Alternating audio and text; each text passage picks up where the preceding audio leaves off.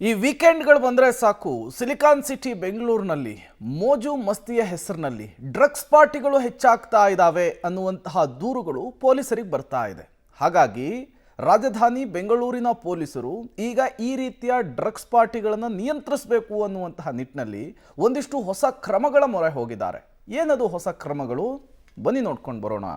ಬೆಂಗಳೂರಿನಲ್ಲಿ ಮೋಜು ಮಸ್ತಿ ಹೆಸರಲ್ಲಿ ಡ್ರಗ್ ಪಾರ್ಟಿ. ಬೆಂಗಳೂರು ಹೊರವಲಯದ ಏರಿಯಾಗಳ ಮೇಲೆ ಖಾಕಿ ಕಣ್ಣು. ಫಾರ್ಮ್ ಹೌಸ್, ವಿಲ್ಲಾ, ರೆಸಾರ್ಟ್ ಮಾಲೀಕರೊಂದಿಗೆ ಪೊಲೀಸ್ ಸಭೆ. ಕಾನೂನು ಬಾಹಿರ ಚಟುವಟಿಕೆಗಳಿಗೆ ಬ್ರೇಕ್ ಹಾಕುವಂತೆ ವಾರ್ನಿಂಗ್. ಹೌದು, ಬೆಂಗಳೂರು ಎಷ್ಟು ವೇಗವಾಗಿ ಬೆಳೀತಾ ಇದೆಯೋ ಅಷ್ಟೇ ವೇಗವಾಗಿ ಅಪರಾಧ ಜಗತ್ತು ಕೂಡ ಬೇರೆ ಬೇರೆ ರೂಪದ ಮೂಲಕ ಬೆಳೀತಾ ಇದೆ. ಅದರಲ್ಲಿ ಯುವ ಸಮೂಹದಿಂದ ಹಿಡಿದು ದೊಡ್ಡ ದೊಡ್ಡ ಸೆಲೆಬ್ರಿಟಿಗಳ ತನಕ ಎಲ್ಲರೂ ಇದ್ದಾರೆ.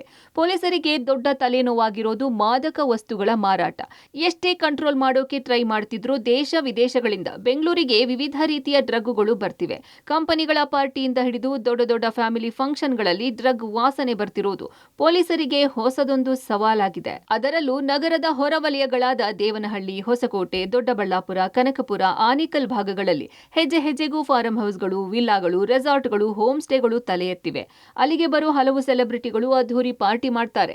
ಅಲ್ಲಿನ ಕೆಲ ಪಾರ್ಟಿಗಳಲ್ಲಿ ಡ್ರಗ್ ಪಾರ್ಟಿಗಳು ಸೇರಿದಂತೆ ಅನೇಕ ಕಾನೂನು ಬಾಹಿರ ಚಟುವಟಿಕೆಗಳು ನಡೀತಾವೆ. ಇವುಗಳನ್ನೆಲ್ಲ ಕಟ್ಟುನಿಟ್ಟಾಗಿ ತಡೆಯೋಕೆ ಪೊಲೀಸರು ಎಲ್ಲಾ ವಿಭಾಗಗಳ ಮಾಲೀಕರನ್ನ ಕರೆದು ತಿಳುವಳಿಕೆ ಹೇಳುವ ಕೆಲಸ ಮಾಡ್ತಿದ್ದಾರೆ. ಯಾರೆಲ್ಲ ಪಾರ್ಟಿಗಳು ಅಥವಾ ಊಟಕ್ಕೆ ಬರ್ತಾರೆ, ಯಾವಾಗ ಬಂದ್ರು, ಎಷ್ಟು ಜನ ಬಂದ್ರು, ಕಾರ್ಯಕ್ರಮ ಏನು, ಅದರಲ್ಲಿ ಸೆಲೆಬ್ರಿಟಿಗಳಿದ್ದಾರಾ, ಅಧಿಕಾರಿಗಳು ಇದ್ರಾ, ಎಲ್ಲವನ್ನ ಸ್ಥಳೀಯ ಪೊಲೀಸ್ ಠಾಣೆಗೆ ಡೀಟೇಲ್ ಆಗಿ ತಿಳಿಸಬೇಕು. ಬರೀ ಅಷ್ಟೇ ಅಲ್ಲ, ಆ ದಿನ ಸಿಸಿಟಿವಿಯನ್ನ ಅಗತ್ಯವಿದ್ರೆ ಪೊಲೀಸರಿಗೆ ನೀಡಬೇಕಿದೆ.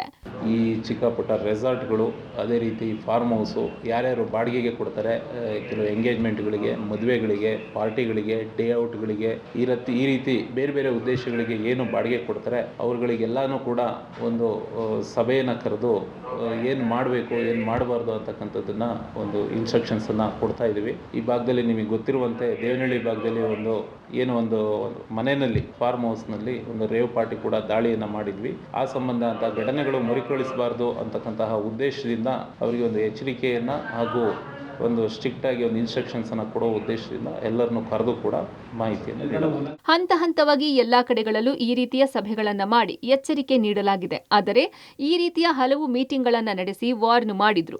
ಕೆಲ ಕಡೆಗಳಲ್ಲಿ ಕಾನೂನು ಬಾಹಿರ ಚಟುವಟಿಕೆಗಳು ನಡೀತಿದ್ದಾವೆ.